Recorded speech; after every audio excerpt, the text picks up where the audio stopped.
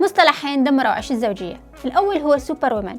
الكل يدعي إنه الزوجة هي سوبر وومن وهي المسؤولة عن إصلاح أو خراب بيت الزوجية. أي شيء يصير يقولون صوت المرأة، هي تقدر تعدل زوجها، تقدر تحافظ عليه، وتقدر تعلمه وتوجهه وتفهمه، كأنما زوجها عمره 5 سنوات مو رجال عمره 25 أو 30 سنة. صحيح إنه المرأة لها دور بنجاح العلاقة، لكن بنفس الوقت هذا الدور يملك الرجل. فالزواج قسمة على 2، إذا نجح معناها الاثنين نجحوا، وإذا فشل معناها الاثنين فشلوا. أما المصطلح الثاني هو إنه المرأة لازم تصير سترونج اندبندنت وومن. ماكو مشكلة إنه تكون الزوجة قوية ومستقلة، بس أكيد مو قوية على زوجها ومستقلة عنه. التفسير العام لهذا المصطلح هو إنه المرأة لازم لا تتنازل ولا تضحي، وهذا ياخذ الزواج إلى طريق مسدود، لأن الزواج هو تنازل وتضحية من الطرفين.